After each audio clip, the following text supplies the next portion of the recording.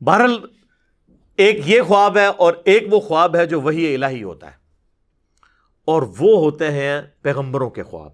غیر پیغمبر کا بھی ہو سکتا ہے، وہ بخاری مسلم میں حدیث ہے کہ خواب یا اللہ کی طرف سے ہوگا یا شیطان کی طرف سے یا نفس کی طرف سے، اور یہ بھی حدیث ہے بخاری اور مسلم دونوں میں کہ خواب نبوت کا 46واں حصہ ہے، یعنی غائب کی خبروں کا 46واں حصہ ہے۔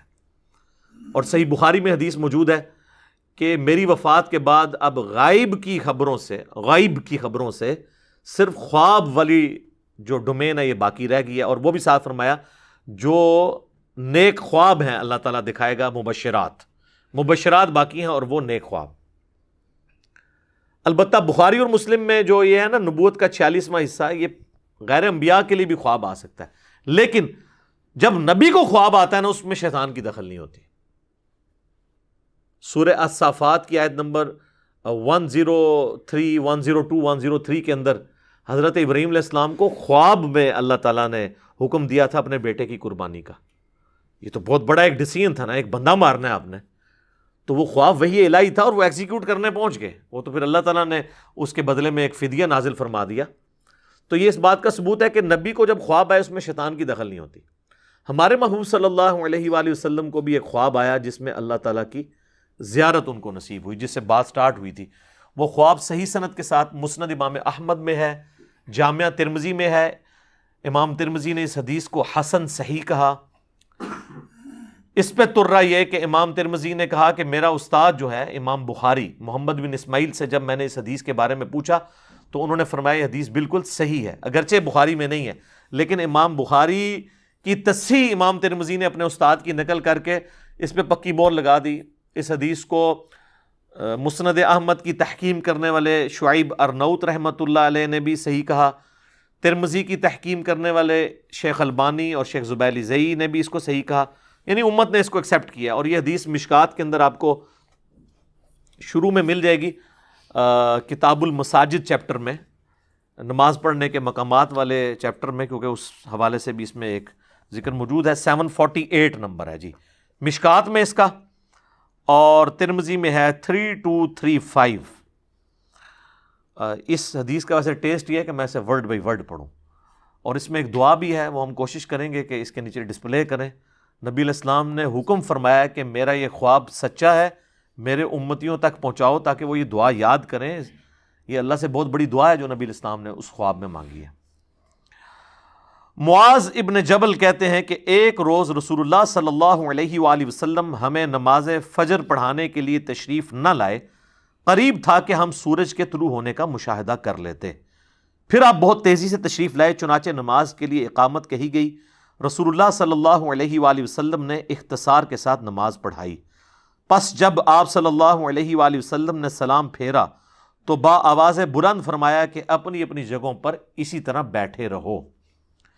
پھر آپ علیہ السلام ہماری طرف متوجہ ہوئے اور فرمایا کہ میں ابھی تمہیں بتاتا ہوں کہ میں تمہیں نماز پڑھانے کے لیے کیوں نہیں آیا۔ یعنی وہ آپ کی وہ جو نیند تھی وہ غفلت کی وجہ سے نہیں تھی۔ میں رات کو بیدار ہوا، وضو کیا، جس قدر مقدر میں تھا میں نے نماز پڑھی، پھر مجھے اونگ آنے لگی حتیٰ کہ وہ مجھ پر غالب ہو گئی۔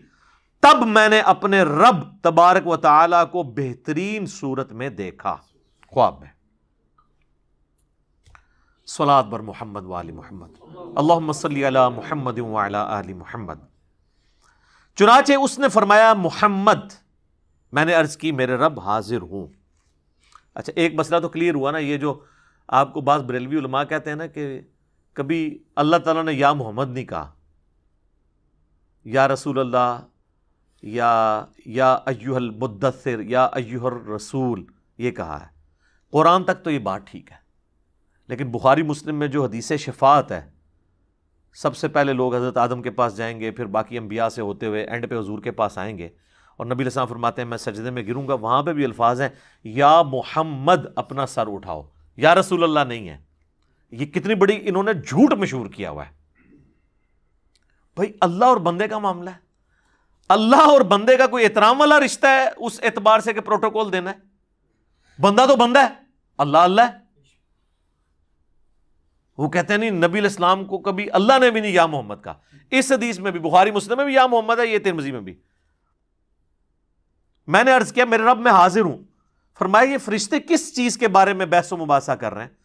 میں نے عرض کیا میں نہیں جانتا. اللہ تعالیٰ نے 3 مرتبہ ایسے ہی فرمایا، یعنی بار بار مجھ سے پوچھا. پھر نبی علیہ السلام فرماتے ہیں کہ میں نے اللہ کو دیکھا کہ اس نے اپنا ہاتھ میرے کندھوں کے درمیان رکھا، حتیٰ کہ میں نے اس کے انگلیوں کی پوروں کی ٹھنڈک اپنے قلب اور سینے میں محسوس کی، اور میرے سامنے ہر چیز واضح ہو گئی. یعنی اب یہ جو اللہ تعالیٰ کے ہاتھ یا انگلیوں کے پورے کا ذکر ہے نا، اس کے لیے ہم یہ تشبیہ بھی نہیں بیان کریں گے. قرآن میں واضح ہے لیس کمثلہ شیء، یہ متشابہات ہے. نہ ہم جہمیہ ہیں کہ ہم ان کی تعویلات کرنا شروع کر دیں، نہ ہم مجسمہ ہیں کہ ہم کوئی اللہ کے لیے جسم مان لیں، نعوذ باللہ.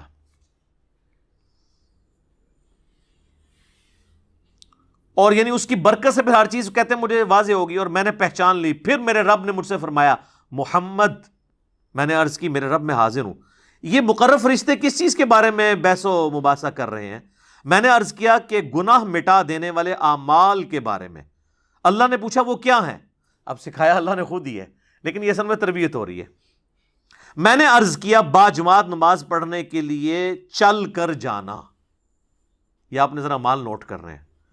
نماز کے بعد مسجد میں ہی بیٹھے رہنا، اور ناگواری کے باوجود اچھی طرح مکمل وضو کرنا. 3 اعمال. پھر وہ کس چیز کے بارے میں بحث کر رہے ہیں؟ میں نے عرض کیا درجات کے بارے میں. فرمایا وہ کیا ہے؟ میں نے عرض کیا کھانا کھلانا، نرمی سے بات کرنا، اور جب لوگ سو رہے ہوں تو نماز تہجد پڑھنا.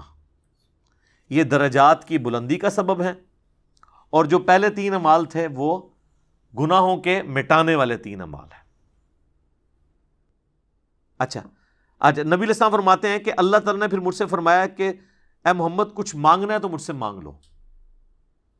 اب نبی علیہ السلام نے اسی وقت ایک دعا، وہ اللہ نے ان کو تعلیم کی یا فی البدی زبان پہ آئی خواب کی حالت میں، تو وہ جو باتیں ڈسکس ہو رہی تھی نا، نیک اعمال، گناہوں کو مٹا دینے والے اعمال، درجات کے بلندی والے، تو نبی علیہ السلام کہتے ہیں جب مجھے اللہ نے کہا نا کہ مانگ لے کچھ مجھ سے مانگنا ہے، تو میں نے پھر یہ دعا مانگی. وہ ہے دعا جناب، اللہم انی اسألک فعل الخیرات وترک المنکرات وحب المساکین وان تغفر لی وترحمنی واذا اردت فتنة فی قوم فتوفنی غیر مفتون. اسألک حبک وحب من یحبک وحب عملی یقربنی الی حبک. یہ دعا کہتے ہیں میں نے جب مانگی، اس کا ترجمہ میں بعد میں بتاتا ہوں، تو رسول اللہ فرماتے ہیں صلی اللہ علیہ وآلہ وسلم میرا یہ خواب حق ہے، اسے یاد کر لو اور اسے دوسروں تک پہنچاؤ. امام ترمذی فرماتے ہیں حدیث حسن صحیح ہے، اور میں نے محمد بن اسماعیل بخاری سے اس حدیث کے متعلق پوچھا تو انہوں نے فرمایا یہ حدیث صحیح ہے. اب یہ ہے اصل میں وہ دعا جو آپ کو یاد کرنی چاہیے. اللہ کا شکر ہے میں نے تو 1994 میں یاد کی تھی، جب مجھے پہلی دفعہ یہ پتہ چلی، جب میں FSC میں پڑھتا تھا. تو نماز کے تشہد میں اسے پڑھیں اس دعا کو، کیونکہ بخاری مسلم میں حدیث ہے جب درود شریف پڑھ چکو تشہد میں، اس کے بعد جو چاہو اپنے رب سے مانگو. تو آپ یہ مانگیں کہ اللہم انی اسألک فعل الخیرات، اے اللہ میں تجھ سے سوال کرتا ہوں ہر طرح کے نیک کام کرنے کا، وترک المنکرات، اور ہر برے کام کو چھوڑ دینے کا، وحب المساکین، اور مسکینوں سے محبت کرنے کا. وہی باتیں جو وہ ڈسکشن ہو رہی تھی. وَأَن تَغْفِرَ لِي وَتَرْحَمَنِي، اور یہ کہ تو مجھے بخش دے اور مجھ پر رحم فرما. وَإِذَا أَرَدْتَ فِتْنَةَ فِي قَوْمٍ فَتَوَفَّنِي غَيْرَ مَفْتُونٍ، اور جب تو ارادہ کرے کسی قوم کو آزمائش میں ڈالنے کا تو اے اللہ مجھے اس آزمائش سے بچا کے رکھنا.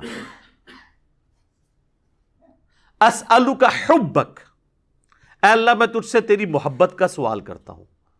وحب من یحبک، اور ہر اس شخصیت کی محبت کا سوال کرتا ہوں جس سے تو محبت کرتا ہے. وحب عملی یقربنی الی حبک، اور ہر اس نیک عمل کی محبت میں تجھ سے مانگتا ہوں جو مجھے تیرا قرب عطا کر دے. یہ اسی کی فارم ہے جو ابو داؤد میں اور نسائی میں حدیث ہے نا، معاذ ابن جبل سے حضور نے کہا تھا معاذ میں تجھے محبوب رکھتا ہوں، میں تجھے وصیت کرتا ہوں کہ ہر نماز کے بعد کبھی ترک نہ کرنا، ربی اعنی علی ذکرک و شکرک و حسن عبادتک۔ اور نسائی میں الفاظ ہیں اللہم اعنی علی ذکرک و شکرک و حسن عبادتک، اے اللہ میری مدد فرما ذکر کرنے پر، شکر ادا کرنے پر، اور اچھے طریقے سے عبادت کرنے کے اوپر، اے اللہ تو میری مدد فرما۔ تو یہ جناب خواب تھا، یہ ہے اصل خواب جو اللہ تبارک و تعالیٰ نے ہمارے محبوب صلی اللہ علیہ وآلہ وسلم کو دکھایا۔ اس کائنات میں ایک ہی ہستی ہے جسے خواب میں زیارت ہوئی، وہ ہمارے محبوب صلی اللہ علیہ وآلہ وسلم ہے۔ انشاءاللہ جنت میں جا کے ہم سب زیارت کریں گے۔ دنیا میں کسی اور کے بارے میں کلیم کرنا میں سمجھتا ہوں نبی اسلام کی شان میں بھی گستاخی ہے اور قرآن و سنت کی تعلیمات کا مذاق اڑانا ہے۔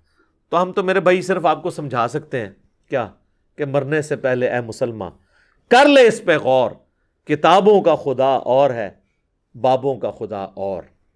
کہنے کو تو دین سب کا اسلام ہے، لیکن کتابوں کا جہاں اور ہے، بابوں کا جہاں اور جب یہ آپ دو سٹیجیں طے کریں گے نا تو آپ کے اندر سے آواز آئے گی کیا کہ نہ میں وہابی نہ میں بابی، میں ہوں مسلم علمی کتابی، نہ میں وہابی ہوں اور نہ میں بابوں کا دفاع کرنے والا بابی ہوں، میں علمی کتابی مسلم ہوں۔ ٹھیک ہو گیا جی؟ اللہ تعالیٰ سے دعا ہے جو حق بات میں نے کہی اللہ تعالیٰ ہمارے دلوں میں راسخ فرمائے، اگر جذبات میں میرے منہ سے کوئی غلط بات نکل گئی تو اللہ تعالیٰ ہمارے دلوں سے اسے دھو ڈالے، ہمیں معاف بھی فرما دے، ہمیں کتاب و سنت کی تعلیمات پر عمل کر کے دوسرے بھائیوں تک پہنچانے کی توفیق عطا فرمائے۔ سبحانک اللہم و بحمدک، اشہد ان لا الہ الا انت، استغفرک و اتوب الیک، وما علینا الا البلاغ المبین۔ جزاکم اللہ خیرا۔